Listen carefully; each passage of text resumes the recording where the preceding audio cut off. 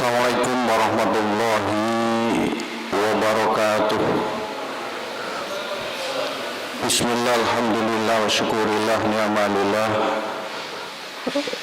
Asyhadu an la ilaha illallah wa asyhadu anna Muhammadar Rasulullah amma ba'du. Jamaah salat Isya dan salat tarawih yang dimuliakan Allah, marilah kita bersama-sama mengucapkan bersyukur kepada Allah Subhanahu wa taala.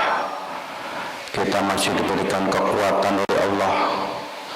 Mari diberikan kesempatan oleh Allah bisa melaksanakan siam Ramadan dalam keadaan sehat walafiat. Allahumma amin. Salawat dan salam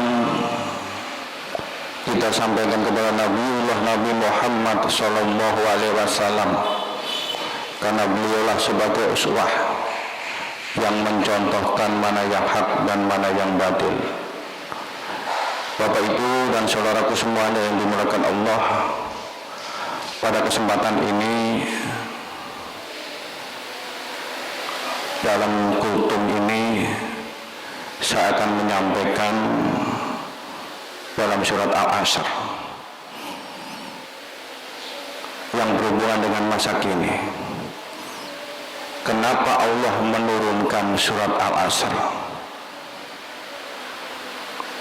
Yang pertama, asbabun nuzulnya, sebab diturunkan surat Al-Asr. Dulu di zaman jahiliyah, orang pada waktu masa itu orang masih bersenang-senang menceritakan keturunan siapa, menceritakan kekayaannya, tapi dia lupa dengan Allah Subhanahu wa taala. Dengan adanya surat Al-Asr ini mengingatkan terutama manusia, sebagaimana surat Al-Asr Bismillahirrahmanirrahim dengan menyebut nama Allah yang Maha Pengasih lagi Maha Penyayang. Yang dimaksud dengan menyebut kasih Allah itu diberikan kepada siapapun yang beragama Islam maupun yang tidak beragama Islam, diberikan kasihnya. Tapi sayangnya Allah dalam semua tafsir, pada waktu saya kuliah dulu di Syariah di UIN Wali Songo Semarang, mempelajari ulumul Quran, yang namanya sayangnya Allah itu diberikan hanya untuk umat Islam, baik di dunia apalagi nanti di akhiratnya. Kalau kasihnya tidak membedakan, siapapun tidak melihat Islam atau bukan Islam, semuanya, orang kafir pun, orang yang berbuat maksiat pun akan diberikan kasih. Tapi sayangnya Allah hanya kepada umat Islam. Wal asr, kalau di dalam wa ini wawu khosam, sumpahnya Allah demi masa. Allah bersumpah demi masa. Kalau kita bersumpah tidak boleh demi Masjid Ahmad Dahlan, tidak boleh, demi istri saya tidak boleh. Ini sumpahnya Allah, wawu khosam. Ini hanya milik Allah. Kenapa Allah menyatakan ini demi masa? Waktu ada siang, ada malam, ada pagi, ada masa muda, ada masa kecil, masa muda, masa dewasa, dan masa tua. Ini akan dijelaskan di bawahnya. Ini menjadi dusun. Inilah yang mengingatkan kita bisa memanfaatkan waktu ini dengan sebaik-baiknya.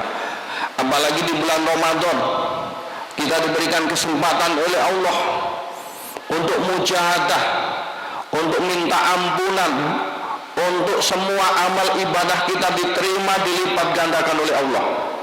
Ini kesempatan kita. Belum tentu nanti besok kita bisa ketemu di Ramadan selanjutnya. Belum tentu nanti kita bisa ketemu Ramadan di 2025. Makanya ini ingat kita, Ramadan ini jadikan ini kita malam ini adalah malam yang benar-benar kita dekat dengan Allah Subhanahu wa taala. Selanjutnya dilanjutkan dengan innal insana lafi khusr. Sesungguhnya manusia dalam kerugian. Kenapa Allah manusia dikatakan rugi oleh Allah? Nanti di bawahnya dijelaskan. Orang yang tidak bisa memanfaatkan waktunya untuk kebaikan baik pribadi kepada saudara-saudaranya atau yang lain.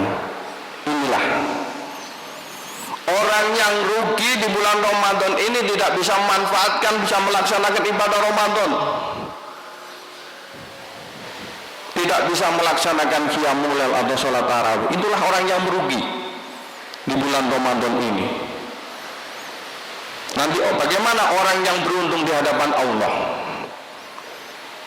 Illal ladzina amanu, yaitu kecuali orang yang beriman. Kenapa orang yang beriman? Iman itu diucapkan dalam mulut, diresapi dalam hati. Itu iman. Kita yakin bahwa Allah itu satu, yakini. Iyyaka na'budu wa iyyaka nasta'in. Hanya kepadamu kami menyembah dan hanya kepadamu kami minta pertolongan. Itu dalam surat Al-Fatihah. Kenapa kita hanya minta kepada Allah? Apalagi di zaman sekarang, musimnya orang datang minta kepada orang yang meninggal dunia. Orang meninggal dunia itu hanya menunggu doa kita, bukan dibagikan wasilah, tapi menunggu doa kita. Itulah makanya kita mintalah kepada Allah, kita yakin. Apalagi di bulan Ramadan ini kita diberikan kesempatan oleh Allah, mintalah sebanyak-banyak kepada Allah, istighfar kepada Allah, dengan minta ampunan selalu berdoalah kepada Allah. Mumpung ketemu di bulan Ramadan. Wa amilus sholihati, ya, dan yang mengerjakan kebajikan. Orang yang beruntung di hadapan Allah, yang pertama orang yang beriman, benar-benar imannya ditata dulu, tauhidnya ditata. Yang kedua menyebabkan kebajikan, kebaikan kepada sama manusia. Makanya orang yang beramal di bulan suci Ramadan, orang yang benar-benar mengamalkan hartanya untuk kebajikan, jariahnya untuk umat, bukan untuk pribadi, bukan untuk golongan, bukan untuk kepentingan. Inilah orang yang jariah di masjid ini, orang yang senang menikmati. Jenengan sholat di sini, orang itu menikmati dari jariahnya. Apalagi di samping-samping kita itu akan dipaving, itu membutuhkan dana sekitar kurang lebih minimal 150 juta. Apalagi di bulan Ramadan akan dilipat gandakan. Selagi orang yang menempati di situ dipakai orang itu akan menikmati, hidup atau mati menikmati jariahnya. Bukan untuk kepentingan orang tertentu, tapi untuk kepentingan umat. Tidak menguntungkan orang tertentu, tapi untuk kepentingan umat. Makanya di bulan Ramadan kita memperbanyak amal ibadah, terutama melaksanakan siam Ramadan. Yang kedua, qiyamul lail, ketika tadarus Al-Quran. Yang terakhir adalah amal kebajikan. Itulah yang kita tuntut. Masa-masa ini kenapa kita mengingatkan itu? Allah mengingatkan dengan sumpah, demi masa wal asri, demi masa, sumpahnya Allah, supaya manusia bisa memanfaatkan waktu ini dengan sebaik-baiknya. Belum tentu kita hari ini tenang, kita tertawa, besoknya kita meninggal dunia. Kita senyum-senyum seperti kita hidup nanti ratusan tahun, belum tentu. Sewaktu-waktu Allah akan menjemput. Takdir kita tidak tahu, cuma ada di catatan Lauhul Mahfuz. Selanjutnya dilanjutkan lagi, wa tawassaw bil haqq wa tawassaw bis sabr. orang yang mengerjakan kebajikan saling menasihati dalam kebenaran hak, saling mengingatkan. Kalau ada saudara kita yang berbuat yang tidak baik, kita nasihati. Wa tawassaw bil haqqi wa tawassaw bis shawr. Itulah Islam. Kenapa dengan sabar? Kalau jenengan memberikan nasihat kepada saudara kita dengan emosi, dia akan emosi. Dilawan dengan emosi, tapi dengan kesabaran, dengan kata-kata yang santun. Yuk kita sholat. Ini bulan Ramadan, mari kita berpuasa. Mari kita melaksanakan sholat qiyamul lail. Itu beberapa tafsir seperti itu. Makanya ditafsirkan oleh Muhammad Abduh Asbabul Nuzulnya, sebab turunnya Al-Quran itu. Karena zaman-zaman jahiliyah orang itu leha-leha, cangkruan, ngomongkan kekayaan, hartanya, keturunannya siapa. Orang gitu jahiliyah. Sampai turunnya Al-Quran surat Al-Asr. Ini mengingatkan kita. Apalagi sekarang kita diuji.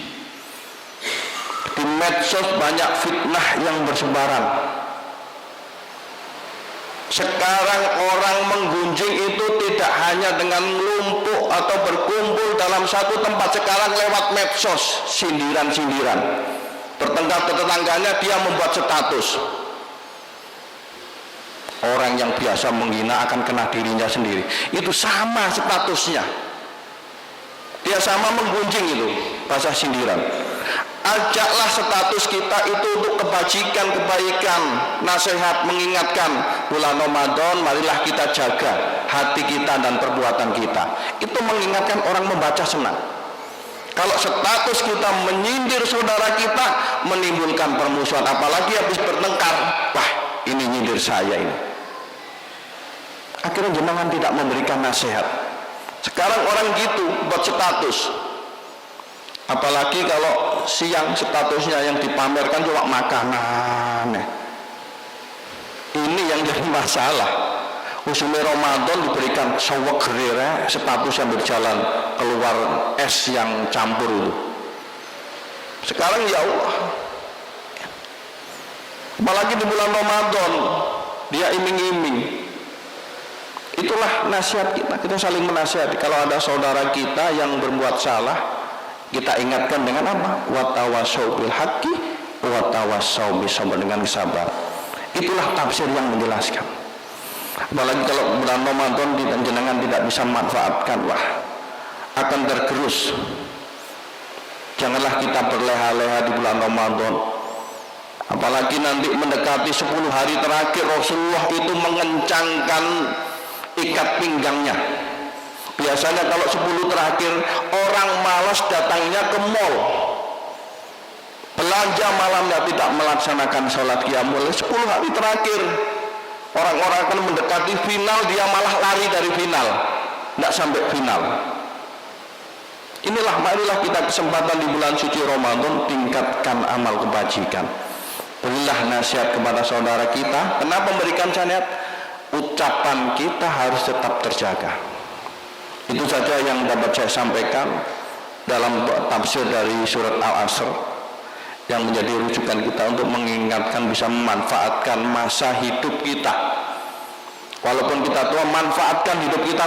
Ingat besok kita akan meninggal dunia. Sewaktu-waktu kita sudah siap.